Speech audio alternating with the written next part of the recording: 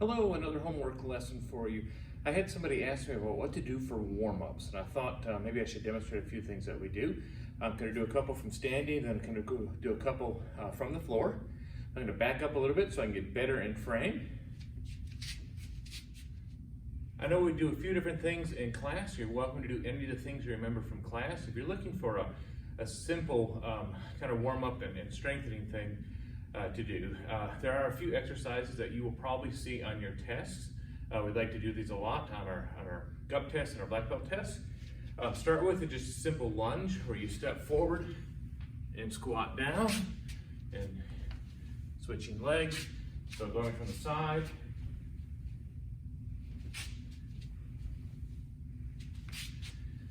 Now, if you're a little warmed up and you want to turn this into more of an exercise, you can squat kick, or lunge kick, I'm sorry. So every time we come forward, you do a front kick, side kick, round kick, whatever kick you want to do. Just make sure you have enough room, you don't break anything in the house. Another simple one that we do is our palpa key punching exercise, where we just start in a horse stance and we punch.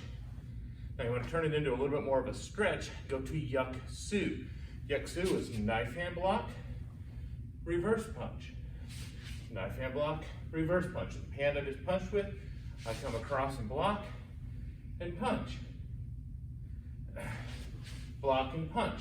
Now every time I do this, you want to turn it into a bit of a stretch. You'll notice my stances are getting longer and longer, and before long, you're way out there. Squat kicks is another one that we do. So just again, feet about shoulder width apart. We come down, up. I like to do with roundhouse kicks.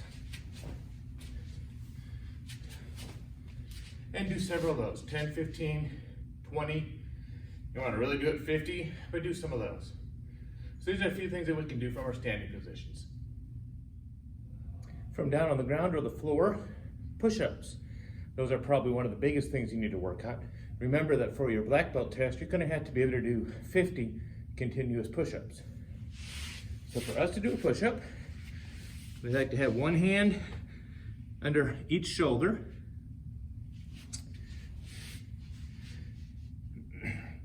Come up onto our toes, and for it to be a push-up, our elbows have to bend. Come down to almost touch and back up.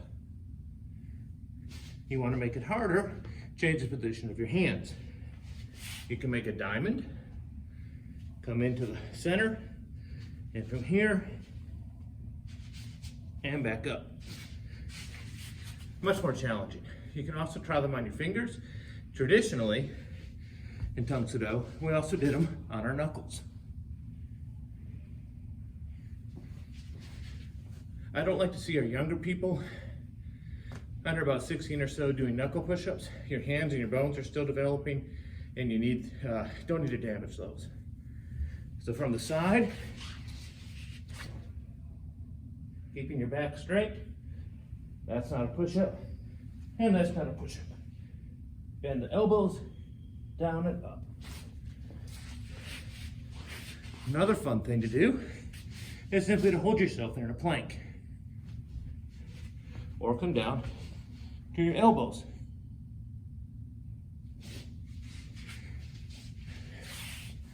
New world record for a plank is just over 8 hours. I think 8 hours and 15 minutes or so. See if you can beat that. We're starting to work our abdomen a little bit. We don't like to do sit-ups anymore. Found out exercise science that's really not good for your back. So if we're going to do anything like this, crunches is what we do. You have to be careful though, not to pull on your head. So I generally lightly touch, or I come to the side, trying to lift your shoulder and your back off the ground and back down. You want to think about your abdominal muscles, focus on them as you're doing those. So those are a few strengthening warm-up exercises you can do to help you with your Tang Soo Do tests.